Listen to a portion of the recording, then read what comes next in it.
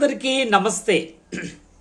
రిజర్వేషన్లు ఆర్టికల్ 46, 341, 342 ద్వారా SC ST వర్గాలపై ప్రత్యేక శ్రద్ధ పెట్టుటకై వారిని షెడ్యూల్డ్ కులాలు, షెడ్యూల్డ్ తెగలుగా గుర్తించి విద్యా ఉద్యోగాల్లో రిజర్వేషన్లు అమలు చేయడం జరిగింది.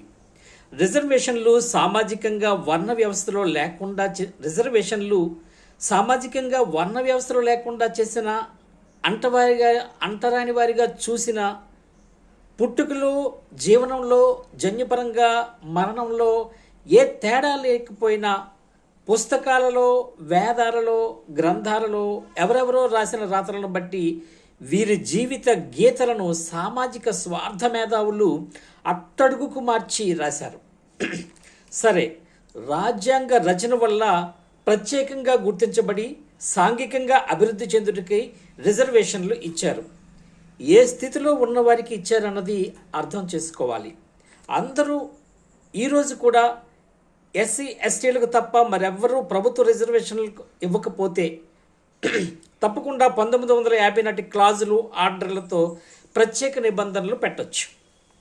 కానీ మండల కమిషన్ సిఫార్సుల ఆధారంగా వెనుకబడిన తరగతులకు 27% రిజర్వేషన్లను ప్రవేశపెట్టాలని భారత ప్రభుత్వం 1990 ఆగస్టు 6న చారిత్రక నిర్ణయం తీసుకుంది. ఈ విషయాన్ని 1990 ఆగస్టు 7న భారత ప్రధాని విపి సింగ్ గారు పార్లమెంట్లో ప్రకటించారు.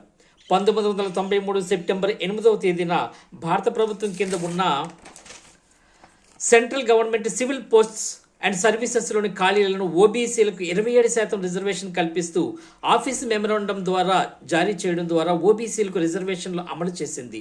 నేడు కొనసాగుతూ ఉంది. ఇప్పుడు అందరూ అనుకుంటున్నట్లు బీసీల, ఓసీల విద్యా ఉద్యోగ అవకాశాలను ఎస్సీ ఎస్టీ వారు దోచుకుంటున్నారని చాలామంది తెలియని వారిలో ఉన్న భావన. కానీ 1990 లేదా 1993 నుండి ఎస్సీ ఎస్టీ ఓసీలకు ఓపెన్గా ఉండే ఈ అవకాశాలను 27% ఓబీసీలకి ఇచ్చేశారని, ఈ 27% ఎస్సీ ఎస్టీ ఓసీ వారు కోల్పోయారని కదా దాని అర్థం. ఓబీసీకి ఇవ్వడం తప్పు అని ఎవరు అనరు. కానీ ఓబీసీలకు ఉండే మత స్వేచ్ఛ ఎస్సీలకు ఎందుకు ఉండకూడదు అనేది ప్రశ్న.